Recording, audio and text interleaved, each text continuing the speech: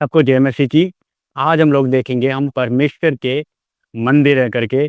पहला कुरिन्थियों की पुस्तक 3 अध्याय 16 वचन में लिखा हुआ है, क्या तुम नहीं जानते कि तुम परमेश्वर का मंदिर हो और तुम्हारे अंदर परमेश्वर का आत्मा वास करता है। क्यों वो वास करना चाहता है, मतलब हमारे अंदर क्यों परमेश्वर अपना हमारे शरीर को मंदिर बनाना चाहता है। पहला, वो इस धरती पे अपने प्लान से जो इस दुनिया में जो करने हैं उन सबको हमारे द्वारा जब हम उसके मंदिर बन जाते हैं तो हम उसके लिए अपनी शरीर को अपना प्राण शरीर आत्मा सब कुछ दे देते हैं। तब क्या होता है, हम उसके प्लान्स के लिए वो क्या चाहता है इस दुनिया में करना चाहता है, जैसे उसका जो इच्छा जो स्वर्ग में पूरी होती है वैसे इस पृथ्वी पर हो। तो ये चीज परमेश्वर चाहता है कि जब हम उसके मंदिर बन जाते हैं तो हम उसके हिसाब से कार्य को करने लग जाते हैं। और दूसरा, परमेश्वर चाहता है कि जब हम उसके मंदिर बनते हैं कि हम उसके चलाए चले, ना कि और किसी की आवाज से, ना लोगों की आवाज से, ना और किसी अन्य चीजों की आवाज से, बल्कि उसकी आवाज से हम लोग चले। जब वो हमारे अंदर आ जाते हैं, जब हम उसके मंदिर बन जाते हैं तो वो हमें हर एक चीजों में गाइड करता रहता है, चलाता रहता है। और तीसरा, जब हम उसके मंदिर बन जाते हैं तो हम भेदभाव नहीं करते कि मैं बड़ा हूँ, कि मैं इससे अच्छा हूँ, मैं उससे अच्छा हूँ, नहीं।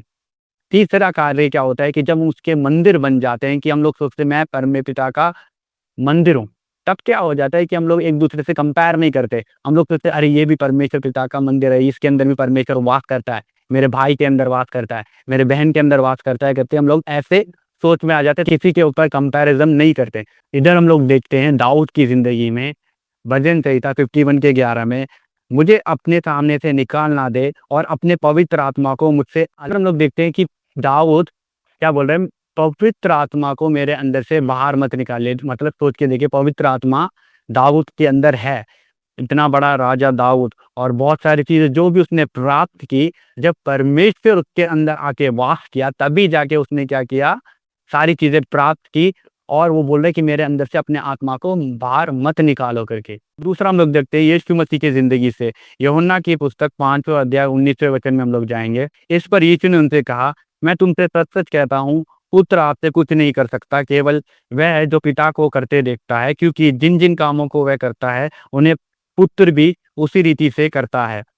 जैसे कि इस वचन में लिखा हुआ है, बिना पिता परमेश्वर के यीशु मसीह इस दुनिया में कुछ भी नहीं कर सकते। यीशु मसीह ने अंधों की आंखें खोली, बहरों ने की शक्ति दी, जो लंगड़े थे उनको चलने की शक्ति दी, चमत्कार किए, अद्भुत काम किए, दुष्ट आत्मा भगाई। तो सोच के वैसे यीशु मसीह को परमेश्वर की जरूरत है तो हमें कितनी जरूरत है।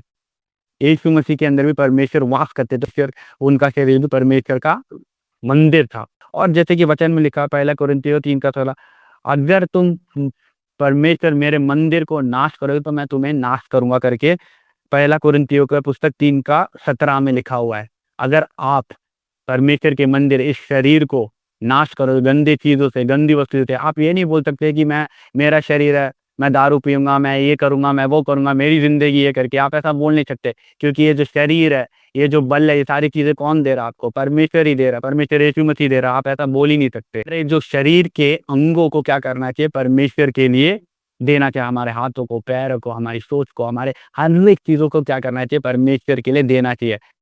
तो ताकि क्या हो सके, वो अपने कार्य को हमारे द्वारा इस दुनिया में करें। जब हम उसके कार्यों को, हम उसके मंदिर के लिए अपने शरीर को दे देते, तब क्या होता है, आपके अंदर जो दुनिया जो शांति नहीं दे सकती वो शांति आपके अंदर आ जाएगी। आप इधर उधर नहीं भटकेंगे, परमेश्वर का पर्पस आपकी जिंदगी में डेफिनेटली होगा। तो सबको जय मसीह की।